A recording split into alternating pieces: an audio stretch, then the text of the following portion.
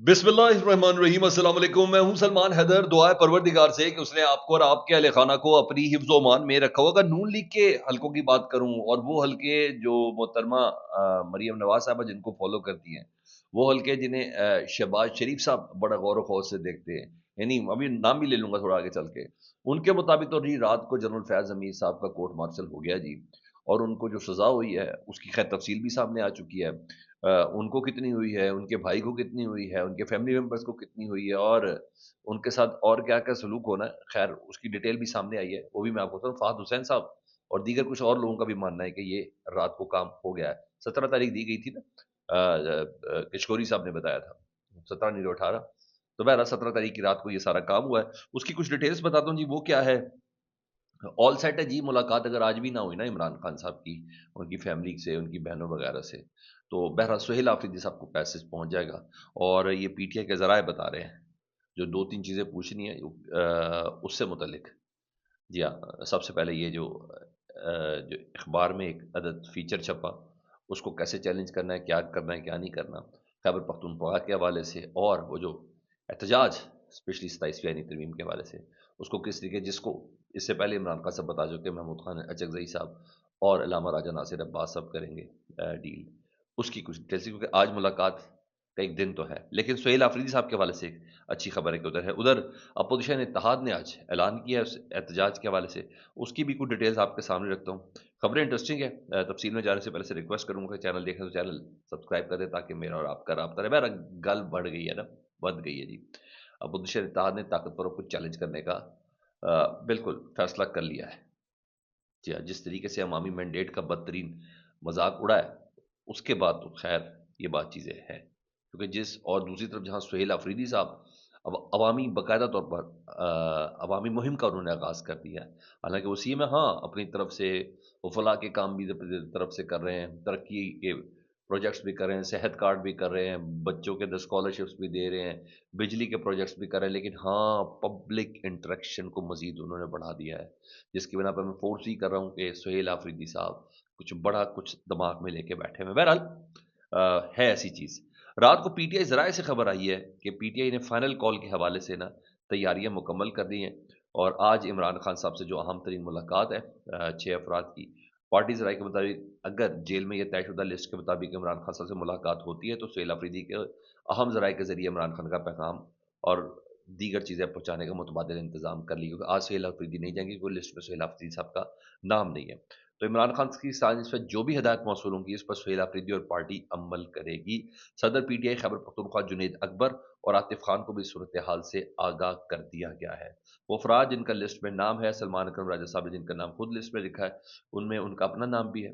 6 अफराद हैं जी। Chairman PTI barrister Gauhar, Salman अकरम राजा साहब, बैरिस्टर अली जफर साहब, नईम हैदर पंचोता, न्याजुल्लाह न्याजी, इरफान न्याजी।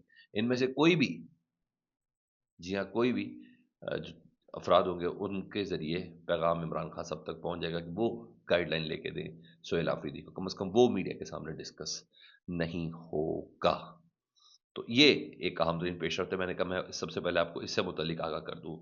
दूसरा, इस सिचुएशन में शेर अफ़ज़ल मरवत साहब, यार क्या किस्मत है इस बंदे की, खुदा की कसम। मैं ज़ाती तौर पे इनको बड़ा पसंद करता, लेकिन ज़ुबान के हाथ के कैदी हैं जी।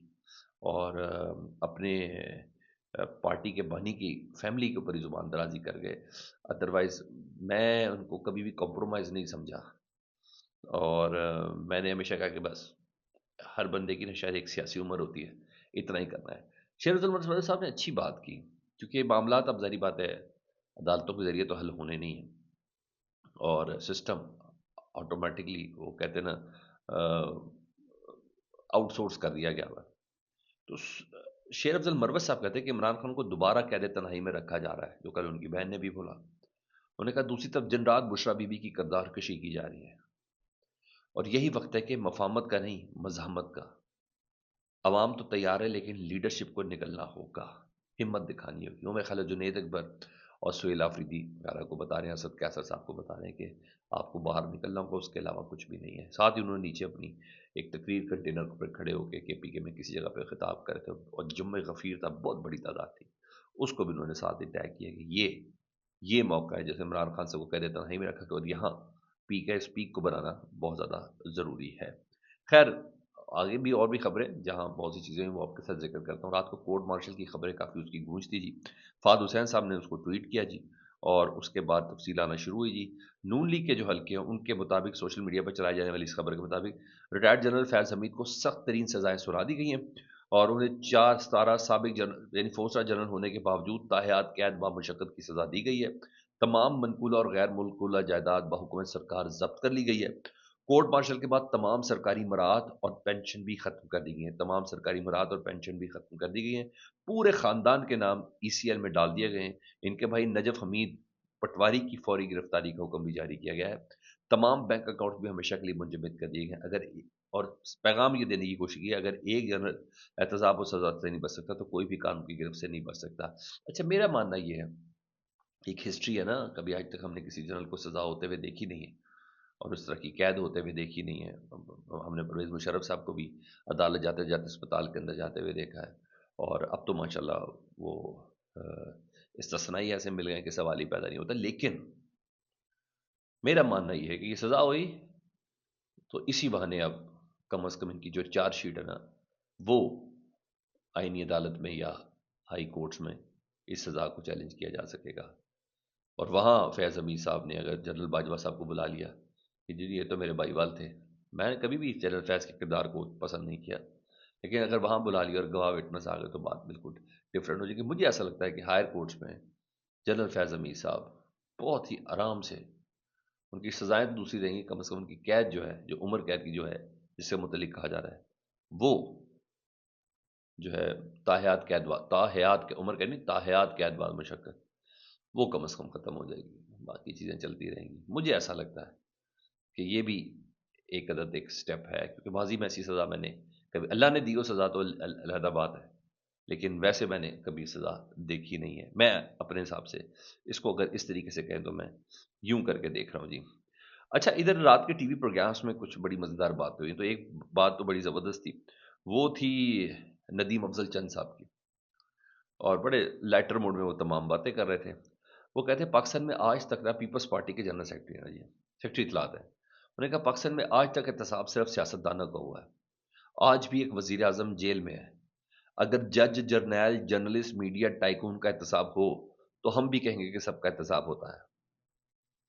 وہ مان رہے ہیں کہ کچھ چکر ہی نہیں ہے، پاکستان میں احتساب ہو رہا ہے. عمران خان صاحب اور جتنے بھی سیاسی قیدی ہیں جعلی طور پہ گئے ہیں. انہوں نے کہا آصف زرداری نے 14 سال سے جیل کاٹی ہے، کوئی نہیں بولا. اب سسرا ملا تو سب بول رہے ہیں، تو کسی نے کہا نا ساتھ بڑے بیٹھے نے بولا، بولے کہ جی فیلڈ مارشل صاحب کو تو مل گیا. انہوں نے کہا یہ کمانڈر ان چیف ہے، جب چھوٹے نو مل گیا استثنا تے بڑے نو کیوں نہیں مل سکتا. دیکھے یار کیا بات ہے، کیا بات ہے. اچھا بہت حد تک نا جو نیازی صاحب ہے ان کا، حفیظ اللہ نیازی صاحب، وہ بڑا لائن پہ چل رہے تھے. اب ان کو پتہ چل گیا کہ 2030 تک ہے تو کم از کم بیٹا آنے کا نہیں. رات کو بھی شرع اور قرآن کی بات کرتے کہ قرآن میں کہاں لکھا ہے کہ کسی شخص کو زندگی بھر کے لیے استثنا مل جائے، کہاں لکھا ہے یہ؟ اور آئین میں یہ نہیں لکھا کہ آئین میں کوئی ایسی شک شامل نہیں ہوگی جو آئین قرآن و سنت سے متصادم ہو. تو خیر یہ باتیں تو ساری چل رہی ہے. شاہد خٹک صاحب بھی ایک پروگرام میں تھے، انہوں نے کہا یہ کردار جو آج کل ہے نا یہ تو پرویز مشرف کے CEO ججز نے بھی ادا نہیں کیا تھا جو آج کل کے ججز کر رہے ہیں. جو یہ کر رہے ہیں پاکستان میں اس وقت غیر اعلانیہ بادشاہت ہے، عدلیہ ختم ہو چکی ہے. 70,000 مرج قبائل ڈسٹرکٹس کا بوجھ پہلے خیبر پختونخوا پر آیا. یہ وہ سالانہ 100 ارب روپے نہیں دے رہے، تو اگر 28ویں آئینی ترمیم میں خیبر پختونخوا سے زیادتی ہوئی تو ہم ایسی کسی ترمیم کو تسلیم نہیں کریں گے. وہ جو کہہ رہے ہیں 28ویں ترمیم جو آ رہی ہے اور کہا جاتا ہے بجٹ سے پہلے پہلے آنی تاکہ وہ صوبوں کا کٹ ذرا بن سکے، اور اس میں 28ویں آئینی ترمیم میں وہ NFC ایوارڈ اور دیگر چیزیں شامل ہیں.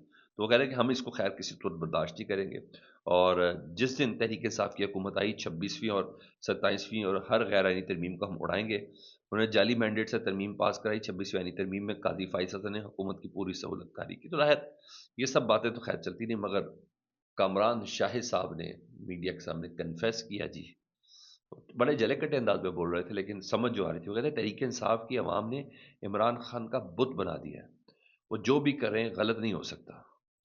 DG ISI کو ہٹا دیا بجائے اس کے گھر والوں کو ہٹاتے. یہ دنیا میں کہاں ہوتا ہے؟ انہوں نے کہ DG ISI کو ہٹایا کہ انہوں نے بشرا بی بی کی شکایت کی تھی. ویسے میں آج تک ہم نے بڑی باتیں کی، بڑا سنا کہ D G I S I general Asim Munir صاحب نے کوئی شکایت کی تھی اور عمران خان صاحب نے D G I S I Asim Munir صاحب کو ہٹا دیا، جس کا کچھ ساج نکل رہا ہے اور یہ سب کچھ جو کچھ بھی ہے۔ سر ڈی جی آئی ایس آئی کے پاس رپورٹ تھی نا، جنرل عاصم منیر صاحب تھے، وہ رپورٹ ہی بتانے کدھر ہے کہ بشرا بی بی کیا کرتی تھی؟ اتنا کچھ چلا دیا سر آپ نے، عورت کے مخصوص ایام کا ذکر کر دیا، اس کے سابق شوہر کو لے آئے بیچ میں، باہر سے اداریے چھپوا دیے یار، ہر بندہ بول رہا ہے سر وہ جو رپورٹ تھی جو ڈی جی آئی ایس آئی لے کے آئے تھے، وہ رپورٹ کدھر ہے؟ وہ میڈیا کو ہی دے دیں اگر ہو تو رپورٹ، میں اور کیا کہہ سکتا ہوں۔ بہرحال آج زمین تھوڑی گرم کریں گے تحریک تحفظ آئین پاکستان کے پلیٹ فارم سے جی، اور رات کو مجھے یہ میسج آیا تھا تو میں نے کہا میں آپ کے ساتھ شیئر کر لوں جی۔ جیسا کہ آپ جانتے ہیں اسلامی جمہوریہ پاکستان کے متفقہ وفاقی جمہوری اور پارلیمانی آئین پر 27ویں ترمیم کی صورت میں حملہ کیا گیا ہے، اس کی بنیادی اساس کو تبدیل کر کے اسے متنازع بنا دیا گیا ہے۔ 1973 کا متفقہ آئین پاکستان کی بقا سالمی اتحاد کا ضامن ہے، جسے ٹکڑے ٹکڑے کر دیا گیا ہے۔ آئین پاکستان کے سربراہ اجلاس میں فیصلہ کیا گیا ہے کہ 18 تاریخ کی بروز منگل قومی اسمبلی اور سینٹ سے اراکین پارلیمنٹ سپریم کورٹ تک پیدل چل کر 1973 کے متفقہ آئین کو اصل شکل میں بحال کرنے کا مطالبہ کریں گے۔ 1973 کے متفقہ آئین کو اصل شکل میں بحال کرنے کے خلاف اپنا احتجاج ریکارڈ کریں گے۔ 12:30 بجے 27ویں ترمیم کے خلاف پارلیمنٹ ہاؤس سپریم کورٹ تک واک آؤٹ کرنا ہے۔ وہ سپریم کورٹ جس کے پاس اب آئینی معاملات ہیں، وہ سدا آئینی بین عدالت کے پاس جائیں اگر جانا ہے تو، اگر اس طرح یہ معاملات حل ہونے ہیں تو۔ ہاں یہ مجھے پتا ہے کہ پاکستان تحریک انصاف آج اڈیالہ کے بعد ایک سین ضرور کریٹ کرے گی، وہ ہونا ہی ہونا ہے، یہ میرے پاس خبر ہے، یا خود کریں گی یا اپوزیشن کے پلیٹ فارم سے کرے گی، یہ سب ادھر بھی جائیں گے۔ اپنا بہت زیادہ خیال رکھیں، اللہم صلی علی محمد و آل محمد۔